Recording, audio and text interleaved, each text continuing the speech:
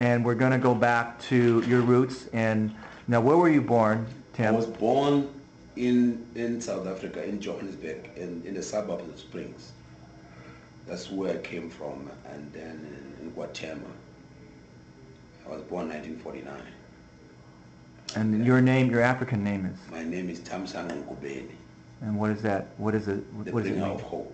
The bringer of hope. Yeah, the bringer of hope. And what are you? What about your tribal roots? I'm a Zulu. I'm a Oh, Swazi. oh. In actual fact, I'm a Swazi, but my mother is a Zulu. What shaped you to? What shaped my Yeah. struggle was the death of my mother in 1960. When my mother passed away, we couldn't.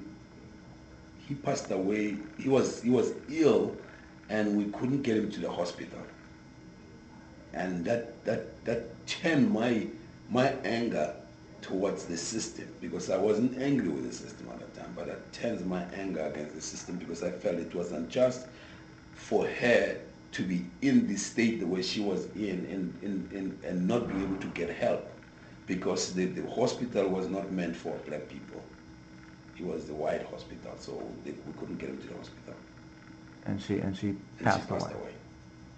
So you were just 11. Huh? You were 11, 1949, I was 19 11. 11 years old. I was 11. So that really started to shape you That in shaped terms my of whole changing life. That what you changed my wanted whole to do. life. Fast forward a little bit. You are now college age, and how did you meet Steve Biko, and how did you get involved with some of these other groups? Well, as I was in South Africa, I joined the movement which is called the Black Consciousness Movement, which is called the South African Student Organization, which was a student organization which has roots in the university, but had a high school students. So I belonged to the students. But when I graduated from high school and I went straight to college, and I went to a teacher training college, because in South Africa you have to go to teacher training before you go to the university, because in the university the only thing you learn is how to become teacher for teach other black people, because in South Africa at that time it was terrible, because there was no doctors. You were not able to teach a doctor and everything. The doctors we had were from out external, was a foreign doctors. We met him. He was the one who called the meeting. He was a student at Wentworth at that time, a pre-medical school. So we met together, and he met with all of us. He met with all of us, and then I sought him out because he had something with him. He had something to you could listen to him for all night and not get bored. So I was so intrigued about the way he was addressing things, the way he discussed things, and that he invited us to go to Cape Town, where he was born. And that's when I went. That end of the year, we went to Cape Town, and that's when I began to work with him and all that stuff. That's where it started. I think it's very hard for young people in America to really envision what apartheid looked like or was experienced. Now, you share the experience with your mother, but can you recall what did apartheid look like back then? Apartheid was a system that was geared towards keeping black people, as they say, keeping the black people in their place. That black people should know that they're, as the former Prime Minister of South Africa, B.G. Foster, said, that the black people should understand there's no role there to play amongst white people. That we are black people who are supposed to serve white people. That's all our role is to serve white people.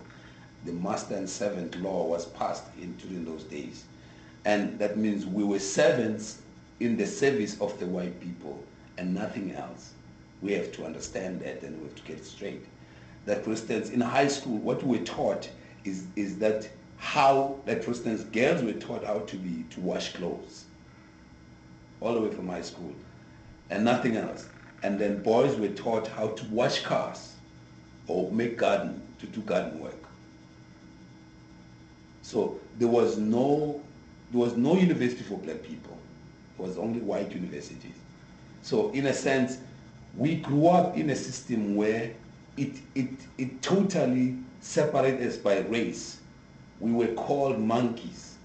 nothing else but monkeys. The monkeys that you cannot give a monkey a spoon. A monkey don't eat with a spoon. So it would be a very potentially dangerous endeavor to be a teacher who might be interested in teaching young black people different ideas. Yeah. That could be very dangerous for the system. I got my teaching that infused my education was much more from a Catholic, because we used to get these Catholic priests that were coming from France, and they would bring us books privately and tell us to sit under the desk to read these books and never leave with them. So the Catholic priests started to, in the Catholic schools, started to educate young people about issues of social justice, plight, and the plight of our struggle. Yeah. Because they were much more, with that education kind of gave us there's something wrong in South Africa. And we were much more aware of what was going on, but we're not in tune to the how to handle it. So we wanted some kind of outlet. What is it that we need to be doing and all that stuff. So that was we began to lay a ground. When the first time I confronted about leaving, it was when we were arrested in Durban for inciting the violence. So we were arrested, and then they took us to a prison, and then 2 months later, then Father Henderson came to visit us, because we were in there for 2 months, and then he told us, guys, if you guys don't get out in this country, you will be killed. Father Harrison was white? Yeah, he was a white guy. He was a white priest. Was there ever, what was the movement, the Black Consciousness movement, was it associated with violence?